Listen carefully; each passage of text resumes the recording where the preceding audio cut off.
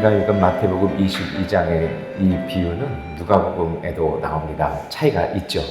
근데 마태복음 22장의 이 말씀은 읽으면 뭔가 모순이 있어요. 모순이라기보다는 역설일까요? 그러면서 사실은 신앙적 위로가 아니라 신앙적 뭐라 그럴까요? 위기도 있어요. 왜 그러냐면 이렇습니다. 아들 혼인잔치에 불렀는데 안 왔다고 다 전멸을 시켜버렸거든요. 물론 종들을 이렇게 테러했잖아요. 그러니까 응징하는 건 맞죠. 우리는 이런 생각을 합니다. 예전에 저는 어릴 때 그렇게 배웠던 것 같아요. 하나님이 천국잔치 부르셨는데 초대 거절하니까 다 죽었다.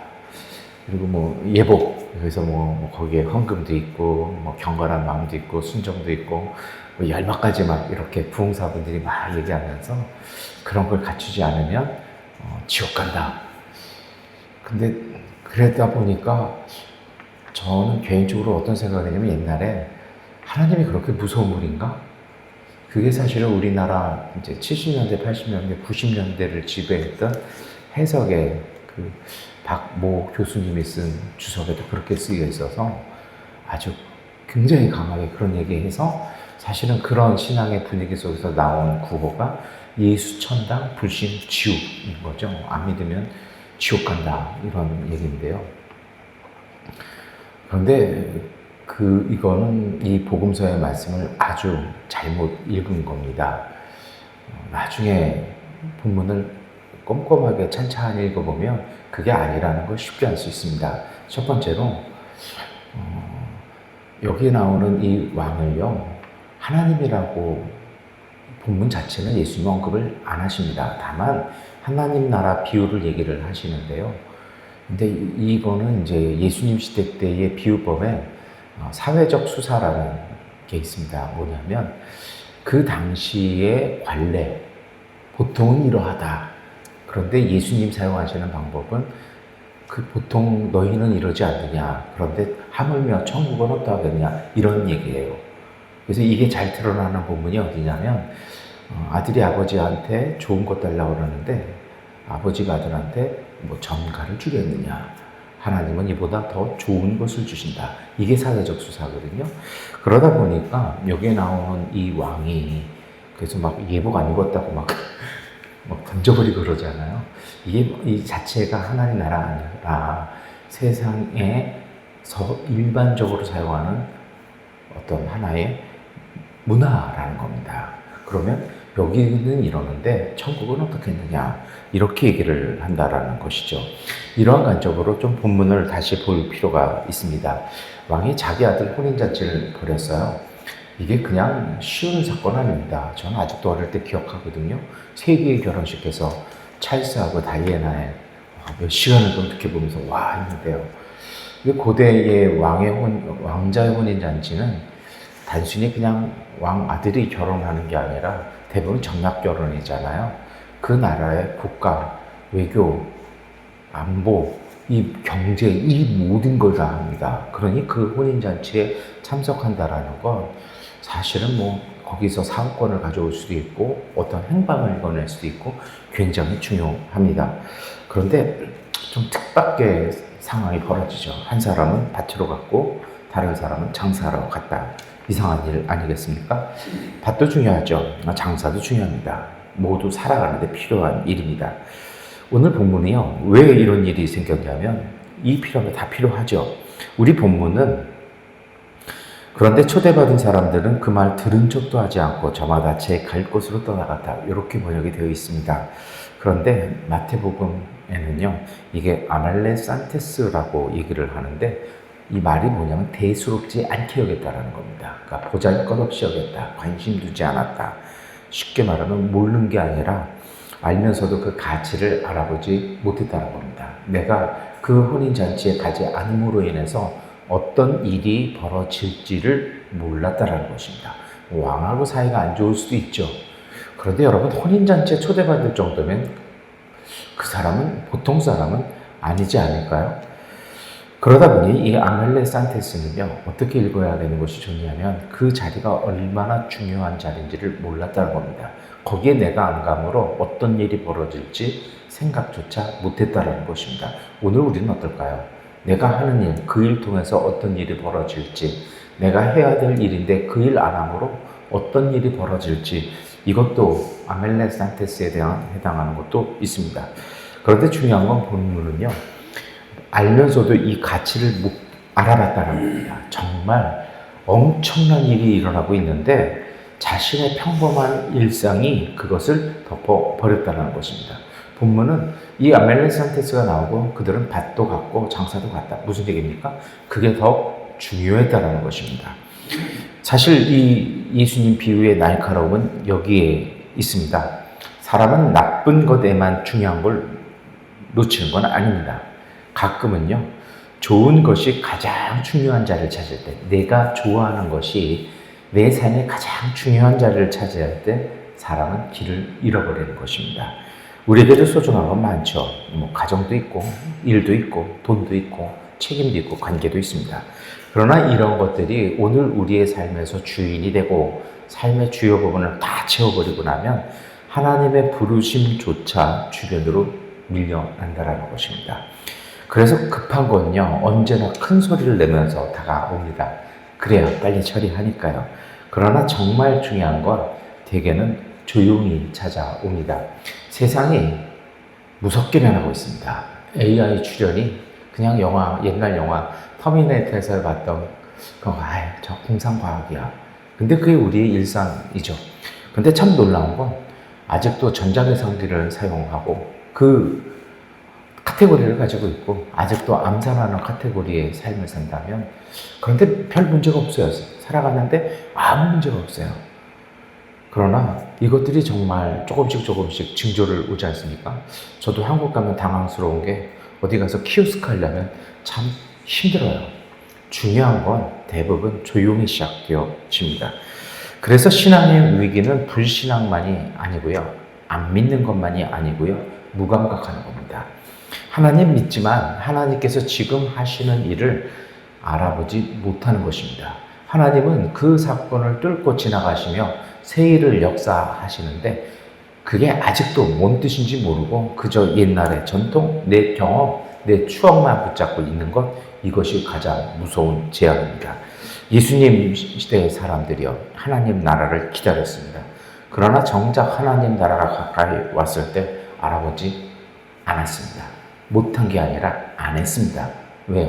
불편하니까요. 왜요? 내가 익숙한 것이 아니기 때문입니다. 기다린 것 만났는데도 지나쳐 버렸습니다. 오늘 우리의 기도 제목은 여기서 시작합니다. 오늘 우리는 어떨까요? 우리 일상 속에 하나님이 조용히 일으키시는 그 바람, 하나님 앞에서 살아가면서 우리가 생각하고 결정하고 움직이는 일들의 그 가치를 읽어내야 합니다. 이렇게 하려면 가장 필요한 것이 있습니다. 겸손해야 합니다. 교만은요, 나는 이미 안다라고 말합니다. 그래서 모든 걸 놓칩니다. 그런데 겸손은 묻습니다. 내가 놓치고 있는 건 뭘까? 그래서 다시 봅니다. 그래서 겸손만이 우리의 삶에 일어나는 중요한 변화 속에 담긴 가치를 알아보는 것입니다. 가치를 알아보는 데 필요한 건 많은 지식보다는 이런 겸손함에 있습니다. 이거 정말 중요한 거구나. 이거 내가 잘 모르니 이걸 내가 좀 배워봐야겠다. 돌아설 수 있는 것이 바로 겸손입니다. 겸손은 익숙한 걸 다시 보게 합니다. 당연했던 하루를 다시 보내게 하고요. 곁에 있던 사람을 다시 봅니다. 그리고 내가 옳다고 믿었던 생각까지도 다시 보게 합니다. 틀릴 수 있다는 걸 인정하는 것입니다. 그래서 영성은 특별한 것을 보는 능력이 아니라 평범한 일상 속에서 더 소중한 걸 알아볼 수 있는 눈입니다. 이것이 오늘 이 비유에 담긴 것이죠. 이 마을 사람들의 문제는 바로 여기에 있다는 것입니다. 그런데 이 비유가 뜻밖의 방향으로 흘러갑니다. 왕이 종들을 네 거리로 보냈다고 나옵니다. 네 거리 이야기, 이거는 나중에 기회가 있으면 하겠습니다. 중요한 건 나가서 만나는 사람 다 데리고 오라는 겁니다. 그리고 마태는 굳이 말합니다. 악한 자나 선한 자나 모두 만나면 데려오라는 것입니다. 사실 이것이 복음입니다. 하나님 나라의 초대는 선한 사람, 악한 사람, 귀한 사람, 낮은 사람 따지지 않습니다. 모두 데려오는 것, 이것이 바로 하나님 나라입니다. 좋은 사람만 부르지도 않았고 준비된 사람만 고르지도 않았습니다. 그래서 은혜는 자격을 묻기 전에 찾아오는 것입니다. 우리가 발견해야 될 가장 소중한 것이 있다면 우리가 하나님을 찾아냈다라는 것이 아니라 하나님께서 먼저 우리를 찾아 부르셨다라는 것입니다. 이것이 바로 천국입니다. 우리 모두가 길에서 불려온 사람들입니다. 그래서 자랑할 것도 없고 다른 사람의 자격을 판단할 가치도 없습니다. 하나님께서는 우리가 합당해서 부르신 것이 아닙니다. 은혜가 먼저였다라는 것입니다. 그래서 이 은혜를 알아보면 삶의 중심과 자세가 바뀌는 겁니다. 무엇이 가장 소중한 건지 그 가치를 아는 사람은 모든 것을 가장 소중한 것처럼 붙들진 않습니다. 그래서 내려놓습니다. 그래야 덜 흔들립니다. 이 혼인잔치가 얼마나 중요한 일이라는 걸 아는 사람은 밭의 일을 내려놓습니다. 자기 장사를 잠시 쉽니다. 그래서 더 소중한 것을 아는 사람이 사실은 자유를 갖습니다. 자기 삶을 경영해 나갈 수 있다는 것입니다. 하나님 나라 의무만 있는 것은 아닙니다. 가치를 알아본다는 것을요. 그리고 우리가 잘 몰랐을 때 하나님께서 우리를 부르셔서 성령을 통해 우리에게 가르치시고 우리의 눈을 떠서 보게 하셨다라는 것은요. 무엇을 기뻐해야 하는지를 새롭게 알게 되었다라는 것입니다. 나 같은 사람에게도 자리가 있다는 기쁨이 있고 이것이 내가 만든 자리가 아니라 하나님께서 준비된 자리로 불러주셨다는 것이 있으니 하나님을 의지하는 은혜로 세상 다시 살아가는 것, 이것이 바로 은혜에 대한 기쁨입니다. 그런데 여기까지 보면 얼마나 좋을까요? 이 비유는 우리를 불편하게 만드는 다음 이야기로 넘어갑니다. 도대체 몇 개의 이야기가 나오는지 모르겠습니다. 길에서 사람들 불러놓고서는 왕은 한 사람에게 예복 갖고 시비를 겁니다. 그리고 그를 심판합니다. 질문이 생기지 않을까요? 왜 잘 가던 사람 불러놓고 예복 안 입고 왔다고 이 사람을 심판할까요? 차라리 안 왔으면 더 좋지 않을까요? 사실은 이 비유의 핵심은 여기에 있습니다. 역설도 여기에 있죠.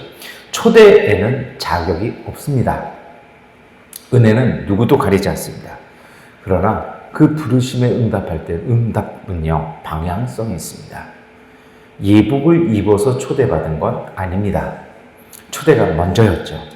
그러나 자격 없이 불러주셨다고 해서 아무렇게나 들어와도 된다는 건 아닙니다. 맞다면 마땅히 그 자리에 합당한 모습으로 들어와야 한다는 것입니다. 그게 아니면 모욕했다는 것입니다. 그래서 왕은 화가 난 것이고 사회적 문화, 예수님 당시의 문화로서는 마땅히 이 사람 징계받아야 될 사람이라는 것입니다. 마태복음서 전체 흐름이 그렇습니다. 예복은 하나님의 부르심에 응답하여서 맺어가는 삶의 열매를 얘기합니다. 아마도 마태가 속했던 초대교회가 그랬던 것 같습니다. 정말 예수 믿어서 왔는데 옛날 방식 그대로를 자꾸 얘기하는 겁니다. 유대인처럼 우리 안식을 지켜야 되고 우리 제사 지내야 되고 이렇게 해야 되고 이방인 만나면 안 되고 자꾸 이런 얘기하는 것입니다. 이방인들도 들어왔겠죠. 들어와가지고는 그 그리스 이방 신들 섬기던 방식대로 자꾸 똑같이 하는 겁니다. 예수 믿었으면 예수의 가르침에 합당하게 살아야 한다는 것입니다. 이것이 바로 이 예복 비유의, 결혼 비유의 중심입니다. 특별한 사람들만의 고상하고 품위 있는 삶을 말하는 것 절대 아닙니다. 이 영성은 소박한 걸 얘기합니다. 다만 제가 어렸을 때 이 예복을 6가지로 해서 막 3일간 들었던 기억이 나요. 그러나 복음서 어디에도 이 예복이 어떤 것인지는 얘기하지 않습니다. 다만 한 가지죠. 결혼식에 합당한 격식을 차린 거기에 맞는 옷입니다. 그 예복이 비쌀 수도 있고 안 좋을 수도 있습니다. 이 얘기가 해리포터 영화에 크리스마스 파티 드레스로 나오는 부분이 있습니다. 중요한 건 이 예복이 낡을 수도 있고 새 것도 있지만 예복은 예복이었다는 것입니다. 아마도 소박했을 것 같습니다. 소박하다고 가볍지는 않습니다. 소박하다고요, 작지는 않습니다. 하나님 믿기 때문에 평범한 것 함부로 대하지 말라는 것입니다. 그래서 오늘이라는 시간을 가볍게 여기지 말고요, 사람을 함부로 대하지 말고요, 교회 안에 많은 예배들을 함부로 여기지 말라는 것입니다. 예복이라는 게 그런 거잖아요.